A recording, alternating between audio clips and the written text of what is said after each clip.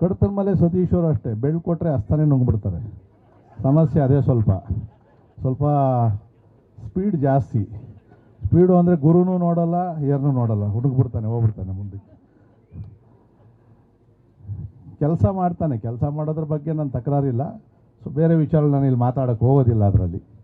ಯಾಕಂದರೆ ನನ್ನ ಕ್ಷೇತ್ರದ ಎಲ್ಲ ಕೂಡ ಹಾಲು ಉತ್ಪಾದಕರು ಇಷ್ಟು ಭಾಳ ದೊಡ್ಡ ಸಂಖ್ಯೆ ಅಂಥವೆಲ್ಲ ಕೂಡ ಬಂದಿದ್ದೀವಿ.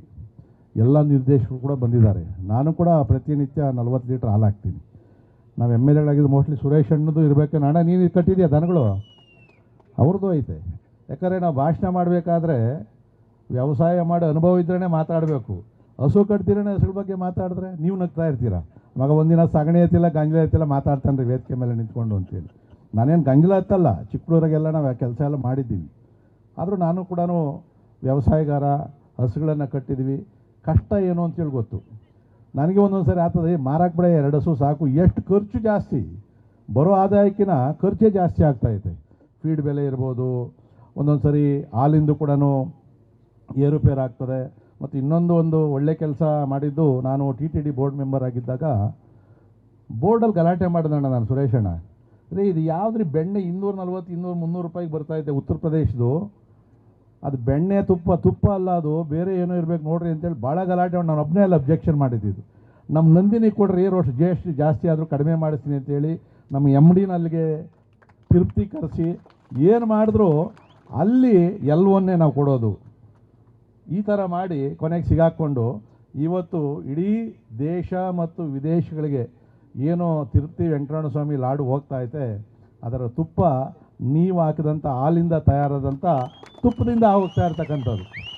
ನಮ್ಮ ಪ್ರತಿಯೊಬ್ಬ ರೈತನ ಹಸುವಿನಿಂದ ಕರೆದಿರ್ತಕ್ಕಂಥ ಅದಕ್ಕಿಂತ ಶ್ರೇಷ್ಠವಾಗಿರ್ತಕ್ಕಂಥದ್ದು ಇನ್ನೇನು ಬೇಕು ನಮಗೆ. ಮತ್ತು ಇವತ್ತು ಭಾರತದಲ್ಲೇ 2ನೇ ಅತಿ ದೊಡ್ಡ ಹಾಲು ಉತ್ಪಾದನೆ ಮಾಡ್ತಕ್ಕಂಥದ್ದು ನಮ್ಮ ಬಮೂಲು ಕೂಡ ಅಷ್ಟೇ. ಹಾಲು ಅಂತಂದರೆ ಅಮೃತ. ನಾವೇನಾದರೂ ಮೊದಲು ಎಲೆಕ್ಷನ್ ಟೈಮಲ್ಲಿ ಹಾಲು ಮುಟ್ಕೊಂಡು ಪ್ರಮಾಣ ಮಾಡಿದ್ರೆ ಮಾತು ತಪ್ತಾ ಇರಲಿಲ್ಲ. ಈಗ ಲೀಟ್ರ್ ಇಕ್ಕೊಂಡ್ರು ಕೂಡ ತಪ್ಪಿಬಿಡ್ತಾರೆ, ಪ್ರಶ್ನೆ ಬೇರೆ. ಹಾಲು ಅಂದರೆ ಅಮೃತ. ನಾವು ಅದರಲ್ಲಿ ವ್ಯಾಪಾರ ಮಾಡೋವಂಥವ್ರು ಕೆಲವ್ರು ಹೇಳ್ತಾರೆ, ಹಿಂದೆ ನೀರು ಬೆರೆಸ್ಬಿಟ್ಟು ಮಾರೋರು, ಬಟ್ ಹೇಳೋರು ಹಾಲಿಗೆ ಹೋಗ್ತದೆ, ನೀರಿಗೆ ಬರ್ತದೆ. ಇವತ್ತು ನೀವು ಹಾಲು ಹಾಕೋಕ್ಕಾಗಲ್ಲ, ಅದಕ್ಕೆಲ್ಲ ಮಿಷಿನ್ಗಳು ಬಂದುಬಿಟ್ಟವೆ, ಕಣ್ಣು ಹಿಡ್ದು ಹಾಕ್ಬಿಡ್ತಾರೆ ಎಲ್ಲ ಲೇಟೆಸ್ಟು. ನೀನು ಯೂರಿಯಾ ಹಾಕಿದ್ರೂ ಹಿಡಿತದೆ, ನೀರು ಹಾಕಿದ್ರೂ ಹಿಡಿತದೆ. ಅದಕ್ಕೆ ಕೆಲವರು ಡೈರೆಕ್ಟ್ನಲ್ಲಿ ಎಗ್ನೆಸ್ಟೇ ಮಾಡ್ಕೊಳಲ್ಲ ಅಧ್ಯಕ್ಷರು, ನಿಲ್ಲಿಸ್ಬಿಟ್ರೆ ಹಾಲು ಅಡ್ಜಸ್ಟ್ ಮಾಡ್ಕೊಂಡು ಹೋಗ್ತಾ ಇರ್ತಾರೆ.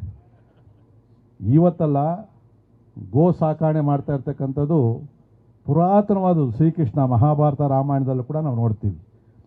ಅವಾಗೆಲ್ಲ ಏನು ರಿಯಲ್ ಎಸ್ಟೇಟ್ ಇತ್ತ, ಫ್ಯಾಕ್ಟ್ರಿಗಳಿತ್ತ, ಏನೂ ಇಲ್ಲ.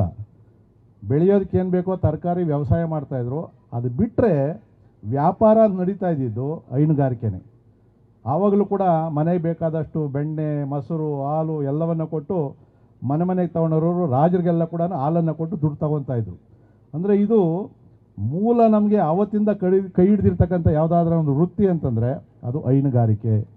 ನೀವು ಯೋಚನೆ ಮಾಡಿರಿ, ಇವತ್ತು ಬೆಂಗಳೂರು ಸುತ್ತಮುತ್ತಲು, ಬೆಂಗಳೂರು ನಗರ ಜಿಲ್ಲೆ ಇರ್ಬೋದು, ಗ್ರಾಮಾಂತರ ಇರ್ಬೋದು, ಭಾಳಷ್ಟು ಜಾಗಗಳು ಭೂಸ್ವಾಧೀನ ಆಗ್ತಾಯಿದೆ. ಏನು ಮಾಡೋಕ್ಕಾಗಲ್ಲ. ಅದು ಇಂಡಸ್ಟ್ರಿಗೆ ಹೋಗ್ತಾಯಿದೆ, BDAಗೆ ಹೋಗ್ತಾಯಿದೆ, ಪೆರಿಪೆರಿಯಲ್ ರಿಂಗ್ಗಳಿಗೆ ಹೋಗ್ತಾಯಿದೆ, ಬೆಲೆ ಬಾಳುವಂಥ ಜಾಗ ಹೋಗ್ತಾಯಿದೆ, ವ್ಯವಸಾಯ ಮಾಡಿ ಬದುಕುವಂಥ ರೈತರಿಗೆ ಜಾಗ ಸಿಗ್ತಾ ಇಲ್ಲ. ಇಂಥ ಸಂದರ್ಭದಲ್ಲಿ ನಿಮಗೇನಾದ್ರೂ ಕೈ ಹಿಡಿತದೆ ಅಂತಂದರೆ 2 ಹಸುಗಳು. 2 ಹಸು ಕಟ್ಕೊಂಡ್ರೆ ATM ಇದ್ದಂಗೆ ಅದು. ಅದರಲ್ಲಿ ಗಂಜಲ ಕೂಡ ಮಾರಾಟಕ್ಕೈತೆ. ಇವಾಗ ಸಗಣಿ ಕೂಡ ಸಿಗೋದೇ ಇಲ್ಲ, ಸಗಣಿ ಗೊಬ್ಬರ, ಹಾಲು. ಅದಾದಮೇಲೆ ಸತ್ತ ಮೇಲೇನು ಬಿಡೋಲ್ಲ, ಅದ್ರ ಚರ್ಮ ತಗೊಂಡು ಚಪ್ಪಲಿನೂ ಮಾಡ್ಕೊತೀವಿ ನಾವು, ಅದ್ರ ಕೊಂಬು ತಗೊಂಡು ಬಾಚಣಿಗೆನೂ ಮಾಡ್ಕೊತೀವಿ. ಅಂದರೆ ಈ ಥರ ನಮ್ಮನ್ನು ಸಾಕುವಂಥದ್ದು ಯಾವುದಾನ ಒಂದು ಪ್ರಾಣಿ ಇತ್ತು ಅಂತಂದರೆ ತಾಯಿ ಬಿಟ್ಟರೆ ಗೋವನೇ. ಇವತ್ತು ಗೋವನ್ನು ನಂಬಿ ಯಾರು ಹಾಲು ಉತ್ಪಾದನೆ ಮಾಡ್ತಾರೆ ಯಾರೂ ಕೂಡ ಹಾಳಾಗಿದ್ದಿಲ್ಲ. ಯಾರನ್ನ ಹಸು ಕಟ್ಟು ಹಾಳಾಗಿದ್ದೀವಿ ಅಂತ ಯಾರನ್ನ ಇದ್ದೀರಾ? ಕರೆಕ್ಟಾಗಿ ನೋಡಿಕೊಂಡ್ರೆ 100 ಹಸು ಇದ್ದರೆ ಸಾಕು, 4 ಜನ ಸುಧಾರಿಸ್ತದೆ ಅದು.